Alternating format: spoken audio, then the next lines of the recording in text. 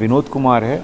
मैं deputy general manager हूँ state bank of India में और देहरादून ऑफिस है और मेरे अधिकार क्षेत्र में गढ़वाल मंडल के जो 6 ज़िले हैं वो आते हैं चमोली छोड़कर। जो ये कार्यक्रम यहाँ रुद्रप्रयाग में हुआ है ये 3 महीने से चली आ रही आपकी पूंजी आपका अधिकार श्रृंखला में एक कार्यक्रम था जहाँ पे जागरूकता फैलाने का उद्देश्य था। यहाँ पे लोगों के बीच में लोगों के पैसे बहुत सारी वित्तीय संस्थाओं में पड़े रहते हैं काफ़ी समय के बाद और उनको मिल नहीं पाते हैं। बच्चों के पेरेंट्स कभी गुजर जाते हैं, वो पैसे पड़े रह जाते हैं, खुद का ट्रांसफ़र हो जाता है कभी कभी वहाँ से इनऑपरेटिव हो जाता है खाते में पैसे, वो सब बैंक के पास रहते हैं।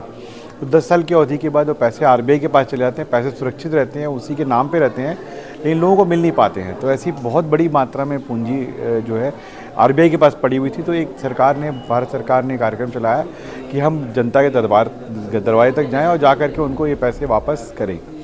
तो उत्तराखंड राज्य में अगर 1,35,000 अकाउंट है जहाँ पे करीब करीब हमारा 52 करोड़ रुपए ऐसे हैं जो कि अनक्लेम्ड पड़े हुए हैं। तो कोशिश कर रहे हैं कि सारे बैंक कोशिश कर रहे हैं, LIC म्यूचुअल फंड सारे ऑर्गेनाइजेशंस कोशिश कर रहे हैं कि हम जा कर के उनके बेनिफिशरीज को ढूंढ के उनको पैसा वापस दें। एक और महत्वपूर्ण बात है कि इसमें हमारा जो डिपार्टमेंट ऑफ फाइनेंशियल सर्विसेज है वो RBI ये दोनों भी इस चीज़ को मॉनिटर कर रहे हैं और उनका भी उद्देश्य है कि सबको अपनी पूंजी पे उनका अधिकार उनको वापस दें हम लोग। और इसके सारे बैंक और सारे वित्तीय संस्थान प्रयास करते हैं। प्रक्रिया को बहुत सरल कर दिया गया है।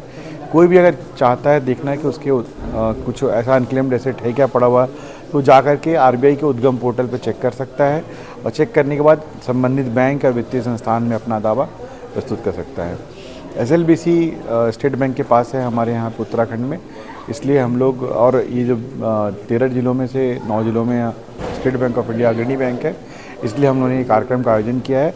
और आप सब से और जनता से अपील है कि इस मैसेज है इस मैसेज को सबके पास तक पहुँचाए जिससे कि उनके पैसे उनके पास तक मिल सके। धन्यवाद। सर पूरा नाम